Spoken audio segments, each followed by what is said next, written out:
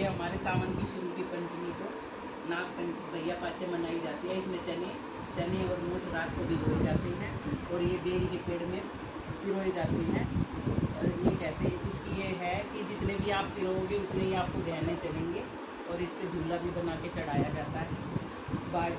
और ये कहा जाता है कि भाई जितनी तेरी लंबी उम्र हो, भगवान के भैया भी उसकी कहानी से ये कही जाती है, भगवान जैसे जैसे ये बेरी का पेड़ बड़ा होगा वैसे वैसे मेरे भाई की उम्र बड़ी होगी।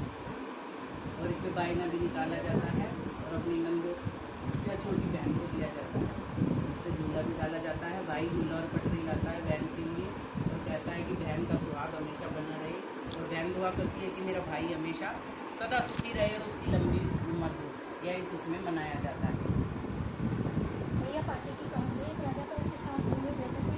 6 बुए का है का तो पिहर था, सातवीं का कोई पिहर नहीं था। 6 बुए कुएं पर पानी भरने गई तो आपस में बोली कि जल्दी जल्दी पानी भर लो, बाद में धोख मारने जाना है। कुएं पर कोई एक जनी उन 6 बुओं से बोली कि तेरी जिठानी क्या कर रही है। तो वो 6 बुए बोली वह तो चरखा काट रही है, उसे क्या मालूम कि भैया पाचे क्या है, क्योंकि उसके भाई नहीं है। ये सारी बातें एक सर्प सुनकर उन 6 बुओं के पीछे पीछे चल पड़ा। घर में आकर सर्प ने आदमी का रूप लेकर साथी बहू से कहा, बहन राम राम। वह कहने लगी कि मेरे तो कोई भाई नहीं था, तू भाई कहाँ से आ गया। भाई बोला, बहन तेरी शादी के बाद मेरा जन्म हुआ, इसलिए तू मुझे नहीं जानती।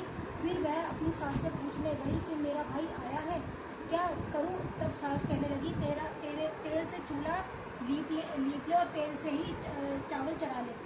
ऐसा करने पर ना तो चूल्हा सूखा ना ही चावल पके। फिर पड़ोसन से पूछने गई और पड़ोसन के बताने पर मिट्टी से चूल्हा लीप कर पानी में चावल चढ़ाए। दाल चावल बनाकर घी बूरा मिलाकर उसने अपने भाई को जिमाया। जीमने के बाद भाई बोला, बहन मैंने तो तुझे घर ले जाने आया हूँ। बहन को साथ लेकर जब भाई जंगल में जाकर बहन से बोला कि अब मैं सर्प बनूंगा और तुम डरना नहीं। मेरी पूंछ पकड़कर बॉबी के अंदर मेरे पीछे पीछे आ। भाभी में पहुंचने के बाद भाई बहन बोलने लगे, हमारी बहन आई है। भाभी बोली, हमारी ननद आई है। भतीजे बोले, हमारी बुआ आई है। हर रोज अपने बच्चों को घंटी बजाकर बुलाती और उनके आने पर उन्हें दूध पिलाती थी। वह देखती रहती। एक दिन मैं अपनी माँ के छोटे भाई बहनों को दूध पिलाने की जिद करने लगी तो माँ बोली, ले दूध तो पिला दे, परंतु गर्म दूध पर घंटी मत बजाना। उसने गलती से गरम दूध पर घंटी बजा दी, जिसके पीने से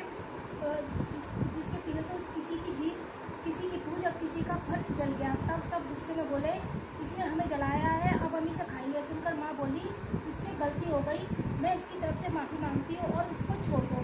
उसकी भाभी ने लड़का हुआ तो भाभी बोली, मांगो ननद, तुम्हें क्या चाहिए। ननद मांगने पर भाभी ने अपना लोलक का हार ननद को दे दिया और कहा कि अगर तुम यह पहनोगी तो हार ही रहेगा, यदि कोई और पहनेगा तो उसके गले में सर्प बन जाएगा। राजा का लड़का उसे लेने आया तो उसने भगवान से प्रार्थना की, हे भगवान, उस भाभी की जगह महल चौबारे बना दो। अब जब उन्हें वहाँ रहते 2.5 दिन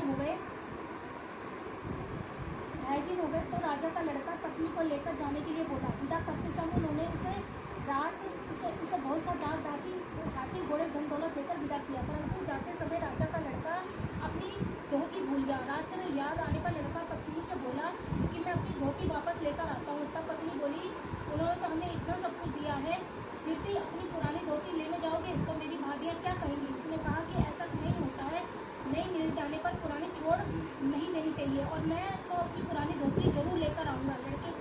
राजा के लड़के को वहाँ पर जाकर देखा तो वहाँ पर कोई महल न चौबारा, उसकी धोती कीकर के पेड़ पर लटक रही है। ये देखकर राजा का लड़का पत्नी पर तलवार तानकर खड़ा हो गया, या तो ये सब सच बता दे, नहीं तो मैं तुझे मारूंगा। तब पत्नी ने राजा के लड़के को बताया कि कुएं पर पड़ोसन देवरानी जेठानी गोली मार रही थी कि मैं भैया पांचे क्या जानूँ, क्योंकि मेरे तो पियर ही नहीं था। तब ये सर्प देवता सुन रहा था, तभी तो मेरा धर्म भाई बना। आपके आने की सुनकर मेरे तो भगवान ने सिर्फ 2.5 दिन का ही पियर मांगा था। घर आने के बहुत दिनों बाद बहू के लड़का हुआ।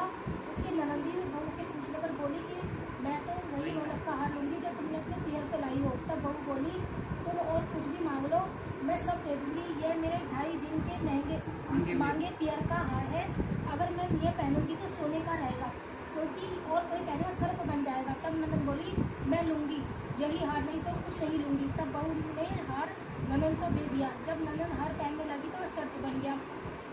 यह देखकर बहू बोली कि मैंने तो तुम्हें पहले ही बता दिया था कि यह 2.5 दिन के मांगे पीहर का हार है। और ननद को पूरी आप बीती बताई किस तरह से यह हार मुझे मिला, कैसे मेरा 2.5 दिन का मांगा पीहर था।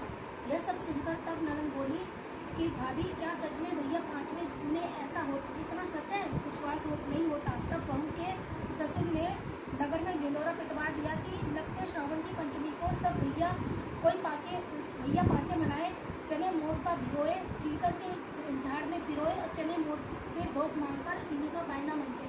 कहता है कि सुनता है कि उकारा भरता है। फिर विनायक बाबा की कहानी भी सुने, जैसे आपने सबको आए वैसे सबको आए।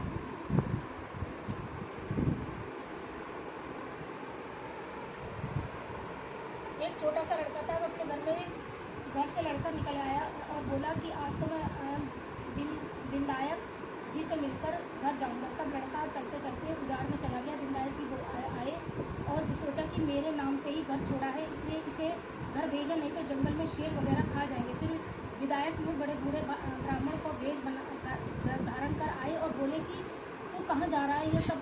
तब वह बोला कि मैं विनायक जी से मिलने जा रहा हूँ। तब वह बोले कि मैं विनायक जी हूँ। तो मांगा तो क्या मांगता है, परंतु एक बार नहीं मांगना। वो लड़का बोला मैं क्या मांगूँ, अन्न हो, धन हो, हाथी की सवारी हो, महल बैठी स्त्री ऐसी हो जैसे फूल गुलाब का। तो विनायक जी बोले कि लड़के तूने सब कुछ मांग लिया, जब तेरा सब कुछ ऐसा ही हो जाएगा। फिर वह लड़का घर गया तो देखा कि एक छोटी सी बहू चौकी पर बैठी है, घर में बहुत सा धन हो गया है। तब वह लड़का अपनी माँ से बोला देख माँ कितना धन लाया, विनायक जी ने मांग कर लाया हूँ। विनायक